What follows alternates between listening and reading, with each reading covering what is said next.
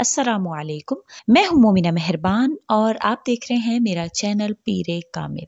आज जो वीडियो लेकर मैं आपकी खिदमत में हाजिर हुई हूँ, बहुत ही प्यारी एक आयत है कुरान करीम की, इन्नल्लाह अला कुल्ली शैइन कदीर के हवाले से है। इंशाअल्लाह ताला इसका वजीफा आपसे जिक्र करूंगी और इसके हवाले से चंद जो अहदीस मुबारक हैं, चंद रिवायात हैं, वो भी आपसे जिक्र करूंगी इंशाअल्लाह ताला। क्योंकि इंसान इस चीज से, इन्नल्लाह अला कुल्ली शैइन कदीर से इस वजह से हट जाता है कि उसको दुनिया पर बड़ा यकीन होता है, दुनिया उसके लिए बड़ी माना रखती है, इसीलिए वो इन्नल्लाह अला कुल्ली शैइन कदीर का मुतनाफी हो जाता है। इससे वो नफी जो है वो इख्तियार कर लेता है, जबकि उसको चाहिए कि इस पर हमेशा कायम रहे। वीडियो जिक्र करने से पहले मैं आपसे रिक्वेस्ट करना चाहूंगी कि अगर आप मेरे चैनल पर नए हैं या मुझे पहली मर्तबा सुन रहे हैं तो मेरे चैनल को सब्सक्राइब जरूर कर दें, और अगर आप मजीद अपडेट्स हासिल करना चाहते हैं तो सब्सक्राइब के बटन के साथ जो बेल नोटिफिकेशन का बटन है उसको जरूर प्रेस करें ताकि मेरी हर नई वीडियो आपके पास नोटिफिकेशन की सूरत में पहुंचती रहे।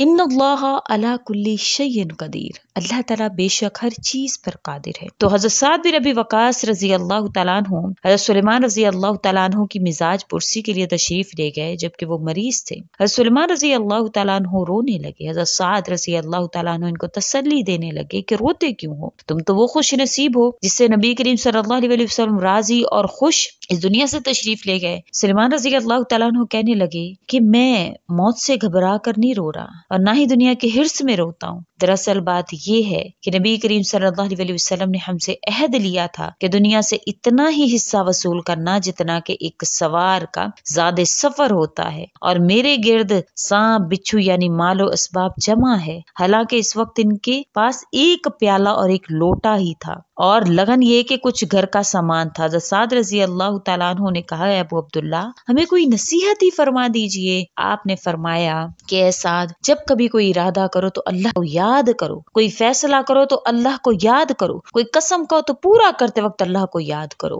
हज़रत इब्न अब्बास रजी अल्लाह तआला अन्हु से रिवायत है कि दुनिया को कयामत के दिन एक बदसूरत बूढ़ी खोसट की शक्ल में लाया जाएगा। आंखें नीलगों होंगी, दांत बाहर को निकले हुए होंगे, भयानक शक्ल, जो भी देखेगा वो इससे घिन करेगा। इसे लोगों के सामने करके कहा जाएगा, क्या तुम लोग इसे पहचानते हो? सभी कहेंगे, खुदा की पनाह जो हम इसे पहचाने। तो कहा जाएगा कि ये वही दुनिया है जिसकी बदौलत तुम लोगों पर एक दूसरे से फख्र किया करते थे, इसमें लड़ते मरते थे।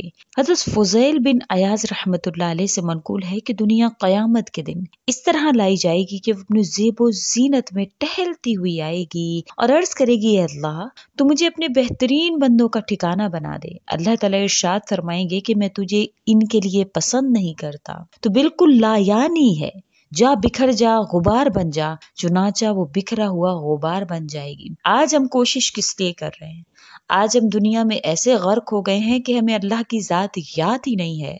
हमें ये याद ही नहीं है कि हमारा सामना कल कयामत को अल्लाह की जात से होना है। हम क्यों नहीं यकीन कर लेते उन चीजों पर जो अल्लाह ने नाजिल की हैं? हम क्यों नहीं यकीन करते उन आमाल पर जो नबी करीम सल्लल्लाहु अलैहि वसल्लम ने हमें बतलाए हैं? इस दुनिया के खातिर जिसकी कदर अल्लाह के सामने कुछ भी नहीं है, अल्लाह ने इसको कभी मच्छर का पर कहा, कभी मकड़ी का जाला कहा। इस दुनिया के लिए हम सब कुछ करते हैं लेकिन अल्लाह की खातिर कुछ नहीं करते। हतीसा अलैहिस्सलातु वस्सलाम का कौल मुबारक है, तुम लोगों पर मुझे ताज्जुब है कि तुम दुनिया के लिए मेहनत करते हो, हालांकि तुम्हें इसमें बिला मेहनत रिज़्क मिलता है। इन्नल्लाह अला कुल्ली शैइन कदीर, अल्लाह हर चीज पर कादिर है। आपको इस दुनिया में बिला मेहनत रिज़्क मिलता है और तुम आखिरत के लिए मेहनत और अमल नहीं करते, हालांकि वहां तुम्हें बगैर अमल के रिज़्क नहीं मिलेगा। आखिरत में जो हम यहाँ पर कमाएंगे, जो हम अमाल करेंगे, जो हम अल्लाह के साथ मामला करेंगे, आखिरत में हमारे साथ वही कुछ होगा। रिज़्क का हमारे लिए वादा है। अल्लाह ताला ने फरमा दिया है कि तमाम जो इस दुनिया में जीजान है उनका रिज़्क मेरे जिम्मा है, लेकिन हम उसके पीछे नहीं भागते, हम अल्लाह के पीछे नहीं भागते, हम अल्लाह की परवाह नहीं करते। हमें तो परवाह है उस रिज़्क की जिसका लिखा जाना हमारे लिए हतमी है, अल्लाह ने लिख दिया। एक रिवायत में है कि इसे जहन्नुम में डालने का हुक्म होगा।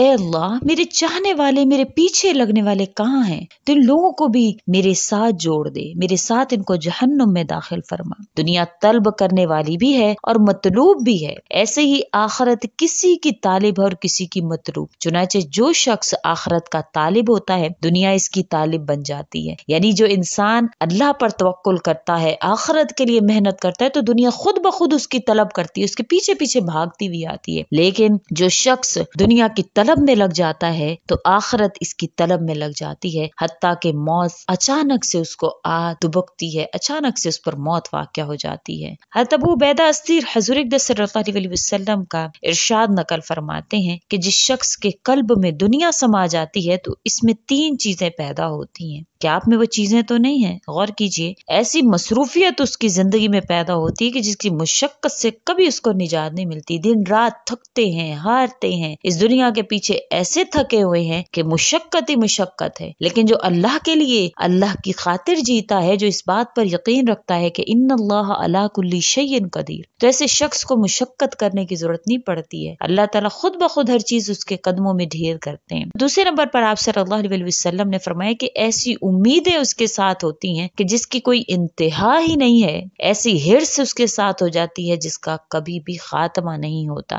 حضرت ابو حازم رحمت اللہ علیہ فرماتے ہیں کہ میں نے دنیا میں 2 چیزیں دیکھی ہیں، ان میں سے ایک چیز میری ہے جو مجھے مل کر رہے گی، اور دوسری چیز کسی اور کی ہے جسے میں کبھی نہیں پا سکتا۔ میری چیز غیر کے ہاتھ سے محفوظ ہے اور دوسرے کی چیز میرے ہاتھ سے محفوظ ہے، بھلا ان دونوں میں سے کسی چیز پر اپنی عمر لگا دوں۔ دنیا کی متاع میں جو چیز میرے پاس ہے تو میں کیوں اس کے پیچھے نہیں ہوں؟ مجھے کیوں اللہ کی طلب نہیں ہے؟